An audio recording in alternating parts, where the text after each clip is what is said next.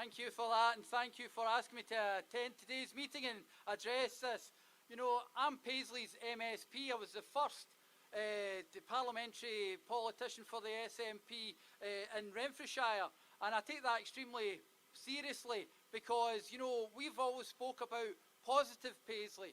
Paisley has its challenges like many other places in Scotland, but it's mainly because these challenges are there because the union has failed Paisley and the union has failed Scotland. And I think that's one of the things we need to keep toiling everybody as we go out.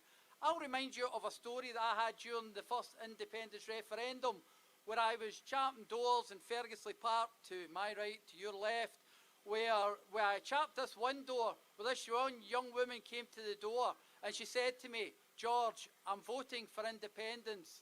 And I said, "Well, why is it?" "Because I've got nothing to lose." Now that's not the Scotland I want. I want people supporting independence because they can see the positive change we can make in their life. They can see the positive change in the world that Scotland and independent Scotland can make, and they can see that we can build that better tomorrow. Now, one of the things that constantly I think about constantly, I was talking to my good friend Patricia Gibson, and MP, and Kenny Gibson, MSP, when we were going round the march. I joined the SNP in 1987. That was a very good year. St Mirren won the Scottish Cup, and I also joined the SNP. And at that point, it wasn't about elected office for me or for anyone else. It was purely about independence and building a better future for the people of Paisley. Because I could see, like now, Paisley was in the midst of a Tory UK government that had destroyed the infrastructure, destroyed the business, destroyed people's lives. Friends of mine left this great town to go and find work and jobs elsewhere. They moved all over to leave the town of Paisley to see make their way in the world elsewhere.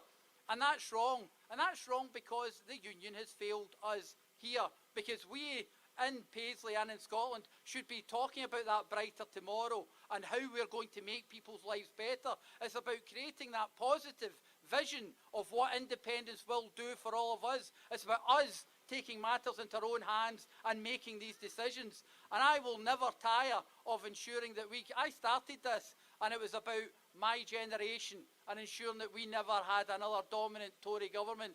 I got older, got married, had kids. It became about my kids, making a better future for them, making sure that my children didn't suffer the way that my generation had. And now, unfortunately, and I know you won't believe me, I'm a grandparent. I was a child bride. But now I'm a grandparent, and now I'm talking about my grandchildren's future, because I don't want my grandchildren living in the current world. I want Scotland's voice to be one of the voices that the world listens to. I joined the SNP for independence, and I was against having nuclear weapons in any shape or form. And an independent Scotland can tell the world that we want nothing to do with nuclear weapons and weapons of mass destruction. I think when we look at the current world, the way things are, who would have thought we'd have been in a place where a European nation had been invaded by a Russian? Those of us of, I think we're called Generation X, will remember we grew up believing we were going to die in a nuclear Armageddon. And unfortunately, young people like my kids and my grandkids are now thinking that this is a possibility now. This is where an independent Scotland can be that sane voice, that voice that will say, we believe in peace, we believe in discussion, we believe in supporting independent sovereign states to their right to be able to continue, and we believe in doing what's right.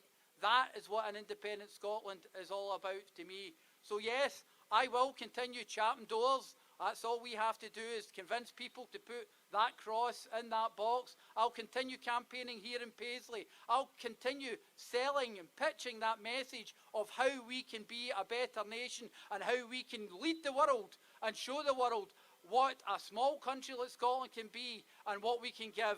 And first and foremost, for me, it will always be about independence.